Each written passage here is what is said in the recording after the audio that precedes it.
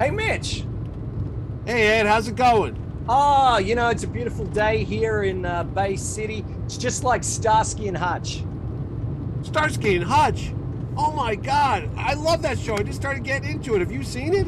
Have I seen it? I love Starsky and Hutch. In fact, I told Starsky all about it, that you just, started to watch it. What? How? How did you tell him? Well, he's a friend of mine. Here, I'll get him. Hold on. Dispatch, this is Zebra 3. Are you there, Starsky? Go ahead, Zebra 3. So Ed tells me that you just discovered Starsky and Hutch. Well, thank you for being so complimentary and supportive.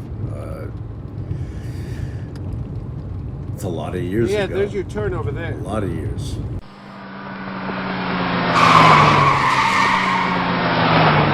Do my best to Ed. Tell him it's been a while. Oh, that was cool, Ed. Oh, I know. Wasn't that fantastic? Thanks, Starsky. It's so cool to see Dave, Hey, watch out over there, Ed. Yeah. It's not Hutch, is it? No, Hutch. watch the road, Ed. Look out! Ah!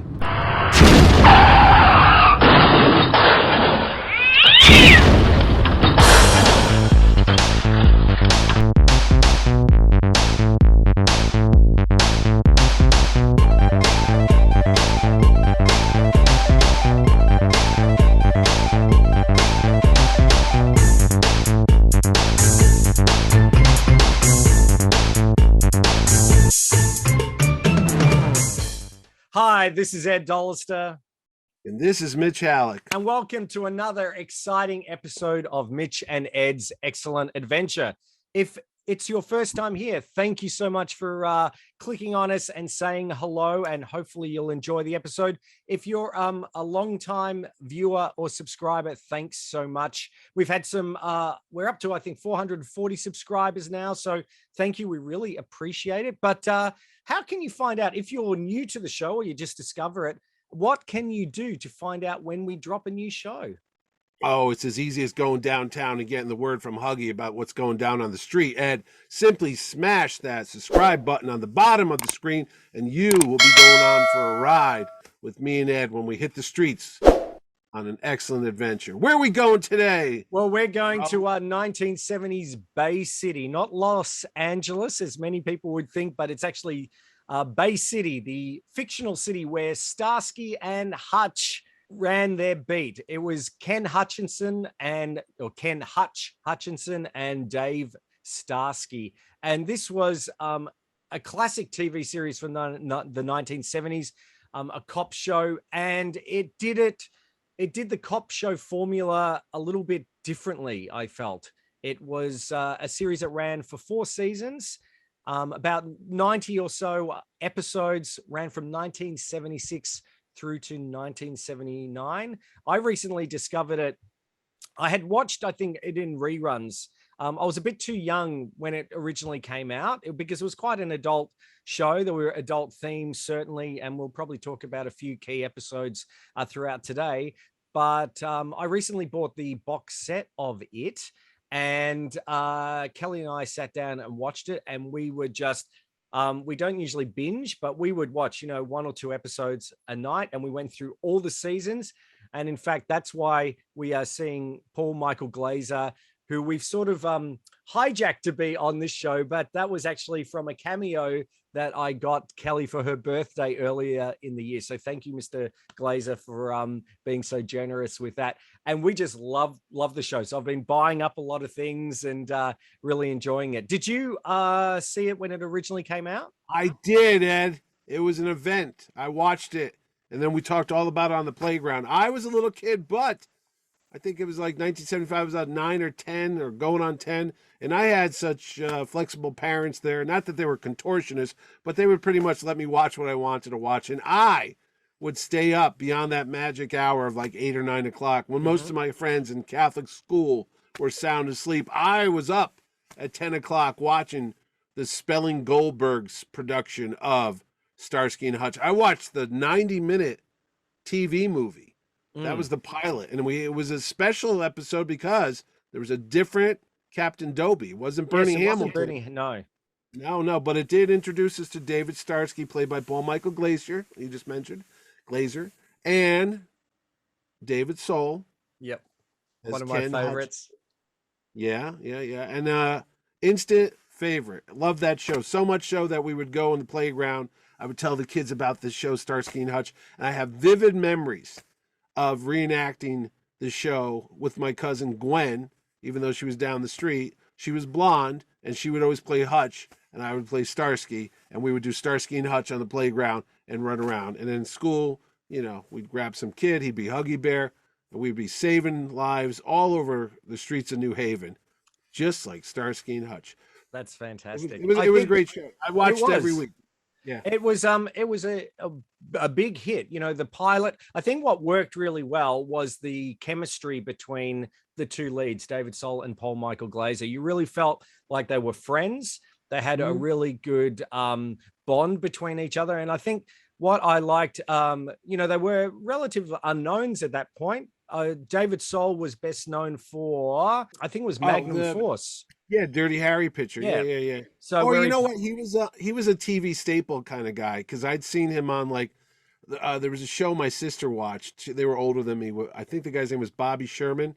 Mm-hmm. It was like 7 Brides for 7 Daughters or something like that. And David Soul, was one of the brothers on that show. So I remember. Yeah, they did a lot of guest shows on Canon and a lot of those TV series, and they came together and their chemistry just clicked. And what when you think of, I suppose, 70s cop shows, everyone was really, the guys were really, macho, no nonsense, no emotion or anything like that. Whereas with these guys, there was a real connection. They were, they cried, they discussed their feelings, they touched each other, sort of thing. You felt that there was a real, brotherly love between the two of them. And I think that's what carried the season, the show, because it was just, maybe a generic, it started off maybe a little generic cop show, but adding that element, I think really put it into the pop zeitgeist. And that's why we're talking about and wearing,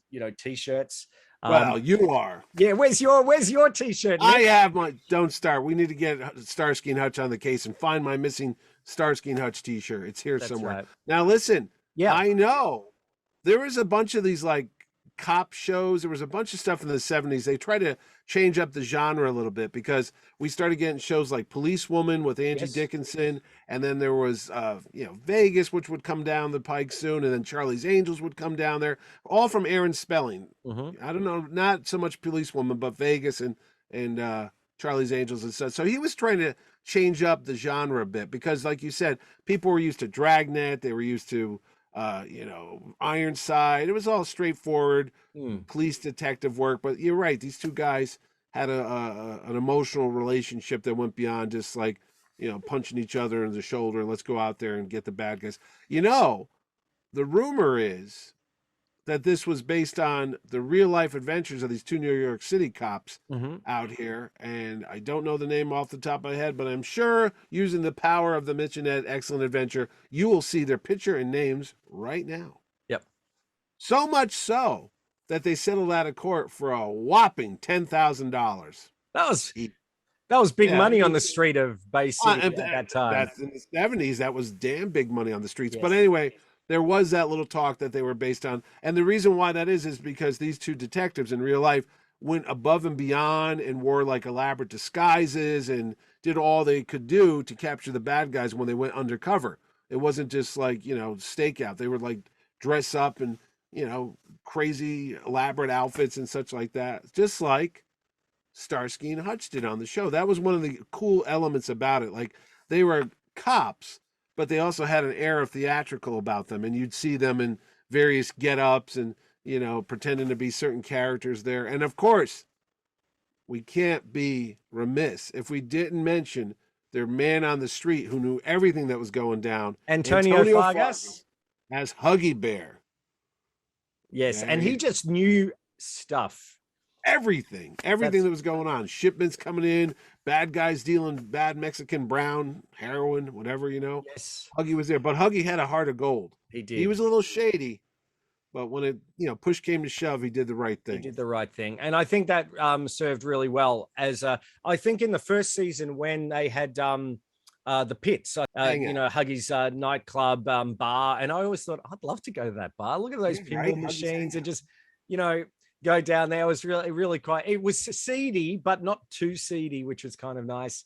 And they'd always lean on Huggy in a friendly way a little bit, because they did have that mutual admiration for each other, and I think that's what shone through as well. You said, Huggy had a heart of gold, and so did Starsky and Hutch, in that they did go above and beyond. They actually cared, and they actually cared for the people that they were, they just didn't shoot to kill. No, it was their neighborhood. It was their community. Yep. You can't stop. You got to mention Bernie Hamilton as Captain Dobie. He was part of that Fantastic Four. He was the hard-bitten, hard-driven, no-nonsense, captain of the police department, but he always, let Starsky and Hutch bend the rules because they got the job done. But it always drove Captain Dobie crazy. It did, and they always. I liked in the earlier seasons where they used to do little practical jokes on him, or they were always commenting about how much he ate, which is really quite funny. To cut back a bit, But and what I did like about David. Sorry. No, I said he'd walk down the hallways with a tray of food with like 4 sandwiches and 3 milks. It's like Captain Dobie. I know. What are you doing? I know. And I liked that, David Starsky and Ken Hutchinson were, quite different. Ken was into health food, and he'd always make those blended milkshakes, and he was always into that, whereas Starsky was into the junk food and the whatever lifestyle, and they were a great foil as well for it. I remember Starsky was always into the horoscopes and reading through those things, whereas Ken was quite the opposite and didn't believe in any of that. And I think that worked really well, where they could play off, and you found out that the humor wasn't super broad humor, but it was the characters worked really well together. It was always funny. Even some of those darker episodes at least had a little bit of light in them, so they weren't totally depressing. And they did look at a lot of pressing issues of the time. They started off. I know there was some complaints about the violence in the episodes, and they did soften that and then focused on their relationship a little bit more as season 3 and 4 got along. But there was some really dark and disturbing episodes in there. Two of my favorite episodes. One is The Fix, where when it's basically Hutchinson gets addicted to heroin. Yeah, that's it. Yeah, that's a hard one. I was gonna say you jumped right to the darkest episode. Okay, go ahead, Ed. Go right down into the sewer. Sure, that's like the low point of that. I remember as a kid watching that, we were like, "Holy crap!" That's a 2-parter, isn't it? There's a 2-parter when I think it was when Starsky gets injured, so they have to. Oh, what about the one when Hutchinson he can't be found? They're basically trying to find each other. It's a game they play where they are going, you'll never be able to find me. My contacts, you won't be able to be found. And then they find out that Hutchinson actually has had some bad. No, not Hutchinson. Has had some bad food, and he's got food poisoning, and he's going to die. So they're trying to find where he is. That was a really good one. The other one, which was quite shocking, was called Nightmare, where a mentally disabled child is sexually assaulted, and it's up to Ken and Dave to try and find the perpetrator. And that was pretty full on as well for a prime time show of that kind. No. Well, I was going to say there's a bunch of things part of the show we didn't mention already. There's another member of the cast, and that would be the Gran Torino. Oh, yes, of course. Tomato. Now, here's the deal. I only had a black and white TV. I had no idea that thing was red. I was going to school, and I thought it was blue because you think it's a police car. I thought, hey, it's a shade of gray. It's probably blue with a white stripe. Mine was blown 2 years later when we got a color TV, and here's this red car coming down the street. I'm like, holy crap, that Gran Torino is a red car. Now, that car was so popular, everybody wanted a Gran Torino. I remember that in the 70s. That was a big deal. It was a muscle car. Yep. But there's multiple Zebra 3s on that show. They Mhm. destroyed the hell out of them. I think they had like 4 they used for the show. But if you watch it very closely, and I know you just did, the first season, it's got silver mirrors on the Mhm. side of the car, and that changes. Then it becomes red. And then if you watch it in the 4th season, the last season of Starsky and Hutch, look at it really good. That car's got more dings and dents and bangs in it because they used it so often they couldn't get any more. And that's it. That car was beaten up. And speaking of beat up cars, Are you talking about Hutch, Ken Hutch's? Hutch's car was not like a fast moving hot rod like Starsky's was. No, it was the brown bomber. Yep. It was a big piece of crap 1975 Chevy that the door, I think the car horn would go off when you'd open the Yes. driver's door, Yes. and that was problematic when they'd go undercover. And there was so much junk in the back, you couldn't put any perps or any bad Yep. guys in the back seat because it was a piece of crap, that car. So yeah, I remember the two of them personalities were distinct, and then the cars they drove were distinct, and so much so that Huggy Bear would always comment on the two's clothes, and then even their style of dress Yes. was different too, because Hutch always wore like the leather jackets and the turtlenecks and the more like, yeah, I don't know, like He was a bit liberal, more hippie, fashionable, I and think, more a bit fashionable. of a trendsetter, whereas Yeah. Starsky looked like Starsky, a longshoreman with the hat, like the denim, like he was on the docks in New York unloading freight or something like that. yes, and the famous always Sweater. used to wear his famous Adidas, or I think you call them Adidas, don't Adidas. you? Yes, the sweet. The Every kid had a pair of those. Now that you remember, I had a pair of those. That blue satiny shoes with it yes, had to have 3 stripes, 3 white stripes.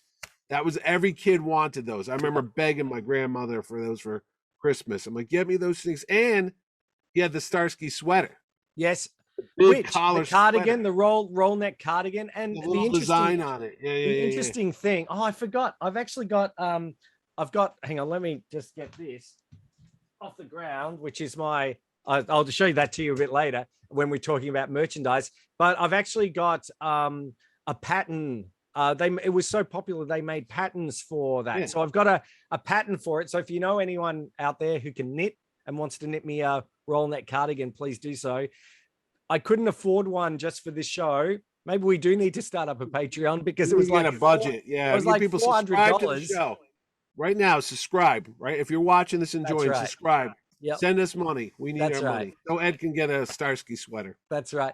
But I've got to say that he only wore that in like 3 episodes. Oh, really? Because when they made the action figure, it came with the sweater, if I recall. No, he came with. I'll put up a. We'll talk merchandise in a minute. But Yeah. back to the roll neck, because he wore it. He wore it only for 3 episodes. They Maybe found wore it it on a at like a poster. Goodwill shop, but it was in the opening credits. Yeah. So you saw that all the time, and it was in a lot of the promotional material. Yeah, So, yeah. So Yeah, that's the why. thing. Yes, you're exactly right. They used to do the posters. Yes. Posters were a big deal when I was a kid. You had the Farrah Fawcett poster. Everybody had a poster. That was the thing. You would go to the record store or the record department at your local department store, and you would look through that giant portfolio full of posters. It was this big thing, like a plastic thing, and you'd flip the pages. Then you'd match up the number of the poster to the rolled tubes there and make sure you Yes. got the right one, because you didn't want to go home thinking you had a Farrah Fawcett and you come home, you have kitties hanging there with daisies and stuff. But the Starsky and Hutch, that was a popular thing. I remember as a kid, you would write to Aaron Spelling Productions over on Melrose Avenue in Los Angeles, Hollywood, California. And they would send postcards. And I distinctly remember getting the postcard from Starsky and Hutch, and it had them on the front, and on the back it had a pre-printed autograph saying, thank you for watching the show. They would send these things out all the time. It's like that's how they did like press or pen pals or whatever. ABC TV was famous for it. I would get SWAT that had Robert Urich and Steve Forrest and the whole cast on that, and then you would get all the ABC shows. Charlie's Angels had one, but I do remember getting the Starsky and Hutch one, Rookies, Emergency, all that stuff. But that was like the bomb. I brought that to school, like I got an autograph from Starsky and Hutch, and everybody's like, Starsky and Hutch, But the weird thing is, that show, we're going to end the talk, it was only a 4-year show. Yes. And starting with the first season, behind the scenes, Paul Michael Glaser wanted to get the hell out of that show. I mean, he had problems with the production from the get-go. He was always threatening to leave the show. There was episodes where he didn't want to be part of it. He wouldn't film or whatever happened. And the producers were working with him. They started letting him direct some shows. Yeah, he directed a few episodes, and which are actually really good. They're quite tonally different to the rest of the season, but they're really good. They're I think they're a bit more filmatic in that he wanted to be a film director, and the shots are quite intricately designed and staged and everything. It's really good. David Soul also got to direct a few episodes, but they managed to, he was under contract for the 4 seasons, and it only ran obviously didn't go for the 5th season. Otherwise I think he probably would have tried to leave. They even had Starsky's brother come on in season 4. Yes. And I think that's why they were planning on, hey, look, things didn't work out, we got your brother. And it will still call it Starsky and Hutch because it's your brother. Yes. So yeah, they had backup plans in case Paul Michael Glaser didn't work out and wanted to leave the production. So yeah. But thankfully that didn't happen. We got a well-rounded 4 seasons. Of course, David when you watched your 4 seasons, did they have different theme songs? Because yes, they had a fantastic theme song from the first episode. But then they changed it with some of the graphics in the opening montage. It was like bam bam bam bam bam bam bam bam bam bam, and they had that wah wah bar, that 70s, yes, and you had the bongos and all that. That was this later song, but the first season, when I watched it, you heard this revving sound of a car, and it was down the long alleyway, and Zebra 3 comes racing towards the screen, and it's like, and there was a different. They were great songs. I don't know if the same composer. No, so Lalo Schifrin who did the Mission Impossible theme. He did the first season, and then they went to the second season. Now it was I'm trying to think. It's Tom Scott. Tom Scott is the guy who does the sax, and he's the one that does the music for it. Trust me on this, because Tom Scott played with the Blues Brothers in the late 70s. I remember as a kid, the radio station would play the theme from SWAT, which was huge. Yes. And the theme from Starsky and Hutch. There was also, they were like disco music almost, Well, they had the theme from the Rockford Files. That was a hit as well. That's Mike Post. That is Mike Post. Yes, that's right. Because he did Hill Street Blues as well. Yeah, Hill Street Blues. But I was just saying that David Soul also had another career as well at the same time, where he was a singer and had a number of hits, including Don't Give Up on Us Baby. And I can thoroughly... Black Bean Soup? Sorry? Black Bean Soup, wasn't that his? I think that was one of his. It might have been. I've got a few of his albums actually, and they're really quite good. They're just sort of like folk. Black Eyed Soup. Black Eyed Soup, I think it's called. I don't know. Black Eyed Beans. I don't know. He had one song. He used to be on the radio. Don't Give Up on Us Baby was always on the radio, but he did have other hit songs there. Absolutely, and he's still performing today as a performance artist. We saw him doing a live stream of the poems of, I think it was Neruda, the Spanish playwright. If I'm wrong, I'll put down the name of it. Where he had like a Spanish guitarist and a violinist, and he would do, and it was fantastic. He still sounds. He's obviously a little older, but he still sounds exactly like Hutch. Do you know, watching those opening credits there, I met Mr. Soul a couple years ago. I met Paul Michael Glaser, Fargus, and Soul at a comic convention in Jersey. We got to take our pictures with them, and they had 3 Zebra 3 cars behind us, and it was really cool. They were great guys to meet. But Mr. Soul had some back problems and stuff, and I was told that opening scene where you see him land on the hood of the car that they used from the pilot that they used in the opening credits, that's where he hurt himself. He injured his lower back, and that would be a lifelong ailment that he'd have to suffer through even to this day. I mean, we saw him, he was on crutches, and then he had a wheelchair to get around. And true to Starsky and Hutch fame off screen, Paul Michael Glaser was wheeling him around the convention in a wheelchair because they're really good friends in real life. Yeah, and cool. Yeah, no, I was just going to say that came from that bit. And Mr. Fargus, I learned, don't get crazy. He lived in Newtown, Connecticut for about 20 years, which is right up the road from me. And we talked about the local area because it's about 8 miles from me. So Antonio Fargas lived in Connecticut for years, and then he moved out to Los Angeles. And what happened is the great earthquake of '89, when the whole LA collapsed, the highway collapsed. For a time, he was separated from his wife. She thought he had died in that tragic collapse of the highway, and he thought she had died because they were separated. It wasn't like cell phones like now. You could find people. I mean, Los Angeles was hit by a huge, huge, devastating earthquake, and for a while, the two of them, his wife and he, were separated. They thought each other had been killed, but that's a little behind the scenes story there. Supposed to be tragic, is we all know Paul Michael Glaser suffered some really, again, devastating personal tragedy with his wife and his child in the early days of the '80s, before they knew to test for HIV blood. His wife received a transfusion and passed it on to their daughter, and unfortunately they passed away years later. He was head of the Pediatric AIDS Society. He went and did a lot of fundraising for years. I think up until like 2003 or so, he was the president of that. And he still does. He still does fundraising, and you can catch him on. Well, he was on Cameo for a little while, so we're really happy that that's the case.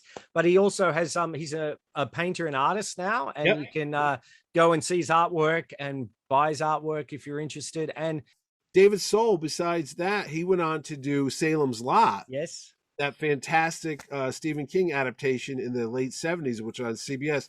The two-parter, one of the scariest scenes ever, is when the kid's dead friend comes back from the grave and is tapping up on the window. Yep. I get scared. Yeah, he was also in Casablanca, a really short-lived series. Yeah, my dad watched that. I remember that, Casablanca, The Adventures of Rick Blaine. After Elsa took off on that plane, you see what happened behind the scenes. Yeah, that lasted about a year on NBC. Yep. And such. Yeah. And he's been doing, still active, and you can find him on Twitter and through his website as well. And Antonio Fargas, he went on to tons of stuff. He was on Everybody Hates Chris. That was a show that was about Chris Rock. He had a recurring role on that. He was a regular, and he's done tons of stuff. He was even on the video game that they came out they did a Starsky and Hutch video game, which was quite good. He did the voice. He played Huggy Bear, which was kind of good. And that, I suppose, leads us to merchandise. Oh, and don't forget. Bernie Hamilton went on to a recording career. I did see that. Yes. Oh, no, he was like his brother. I can't think of his brother's name. You see it there. But his brother had an elaborate recording record contract or something like that. And Bernie went on. In fact, the album he did was Captain Dobie Sings, was one of the first records he did. Yep. And then he went on and had a great music career until he died at 80. I think he was 80 years old, 82. Died in like 2003, 2008, something like that. So everybody did well. There's a Happy Days connection to the show. When David Starsky wanted to leave the show and Paul Michael Glaser was going to go, you know who they brought in, don't you, to replace him? It was Chuck Cunningham. No, I know. Roz Kelly. Yes. Pinky Tuscadero was brought in. That is correct. She was in for only one episode, and obviously I know, but they had planned. They had they were going to swap out, where it says Starsky, insert Roz Kelly, and they were going to do that in case he didn't come back. But they managed to get him back for the 4th season. So. That's right. They didn't jump the shark.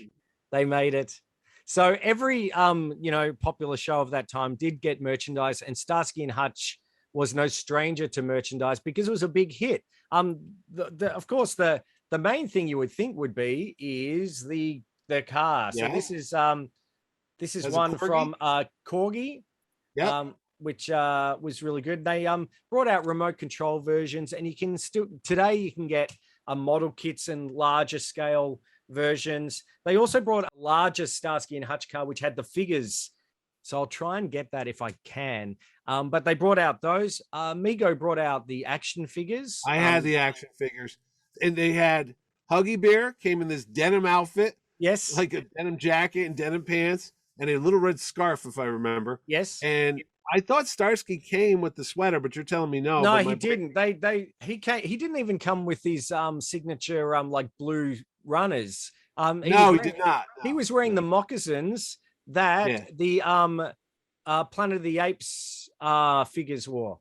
That's what I was going to say. The Hutch looked like Ron Harper, who was Uncle Jack. He was Uncle Jack on Land of Lost, but he was also on the Planet of the Apes TV show. Because I remember as a kid, they didn't have Starsky and Hutch right away, but you were like, well, I suppose I can get the James Naughton, I think it was, and Ron Harper from Planet of the Apes TV show. Yep. They had those action figures out. You're like, these look just like Starsky and Hutch.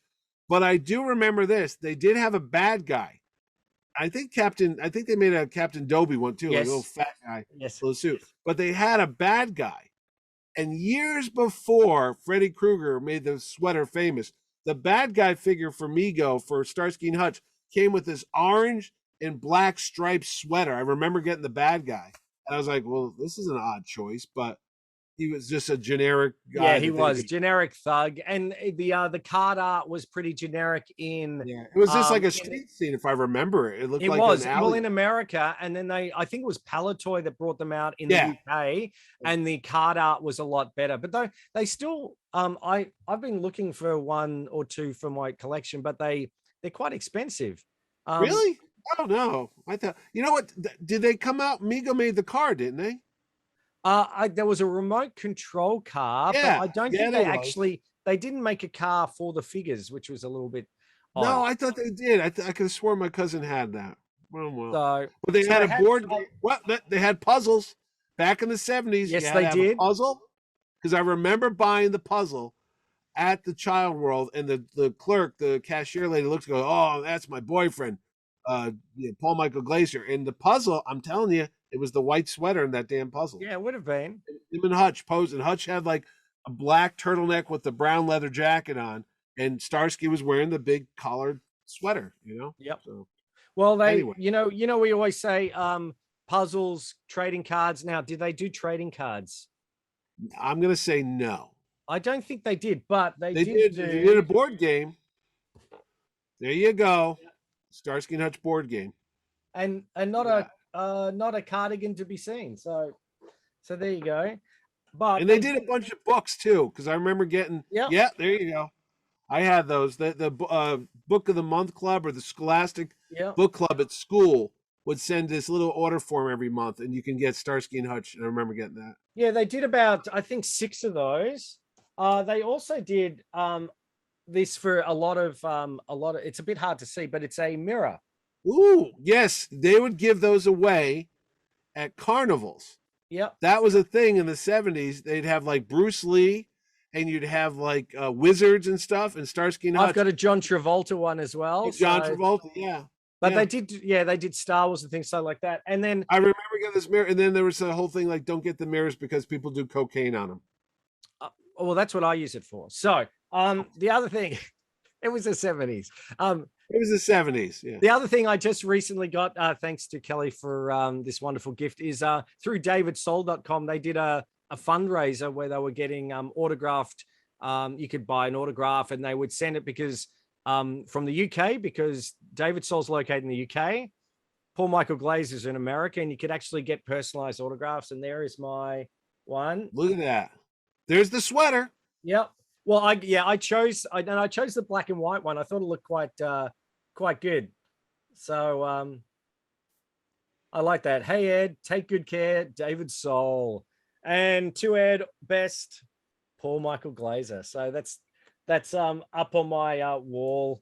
I'm very proud of that. So that's fantastic. And Ed, we don't forget, it's so popular, it made a movie with Ben Stiller and Owen Wilson I'm going to say 2006, maybe 2004. Snoop Dogg played Huggy Bear, Huggy Bear, and David Soul and Paul Michael Glaser had a cameo in it as well at the very end.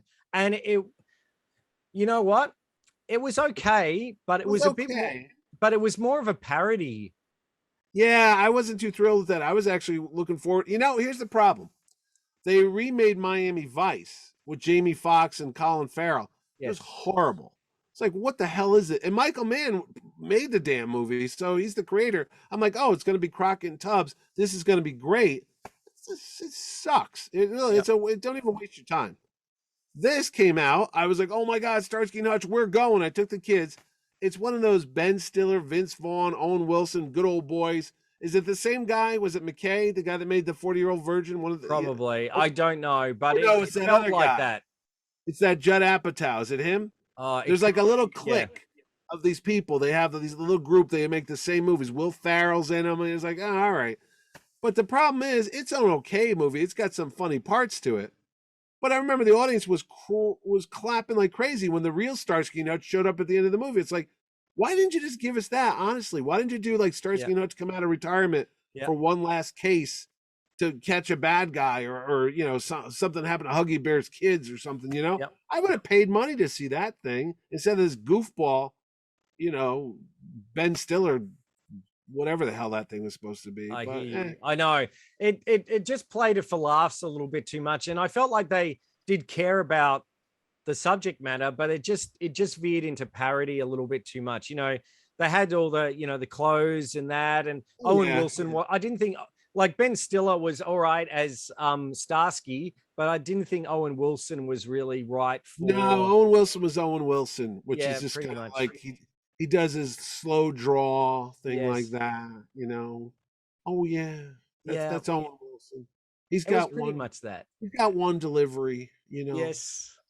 Whether it's Loki, I don't know Loki. Yeah, I hear you. Or Hall Pass. His wife lets him sleep once. Or Wedding Crashers. That's it. He talks like that, Ed. He's got that whiny, nasally Midwestern thing. He's like Jeff Goldblum on Valium, you know. Or Goldblum's like up. Yeah, with less hands. With less hand movement. Yeah, that's right. He's a one-note actor. And if you watch, so don't worry about the movie so much. There's the DVD box set. It is, I think it has been released on Blu-ray as well, but it's certainly worth watching. You can buy replica versions of the car, from small size to actual life size ones. I had the pleasure of sitting in and when of all things was when I was Captain Jack Sparrow at the waterfront. There was a replica of the Gran Torino of Zebra 3. So I'll put up a picture of that now, and it's a beautiful car. There's so many. They do a lot of conventions. They show up a lot. Yep. Not saying I'm gonna get them for my show, but you never know. Eventually, maybe. How cool would that be? I know, that's the thing. My wife goes, you can't keep getting these people that you grew up with from the 70s. It's not about you. I go, I pay the bills. That's right. It is about you. It is about me. It's my name above the show. So that's right.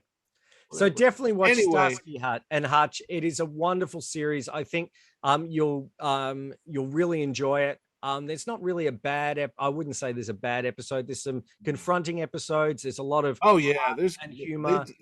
They deal with everything. One of the best scenes I always remember is there's a racist cop who shoots I don't know if the guy was innocent. He shoots him in the back. I can't remember what the deal was. It was a bad cop, and he shot the guy.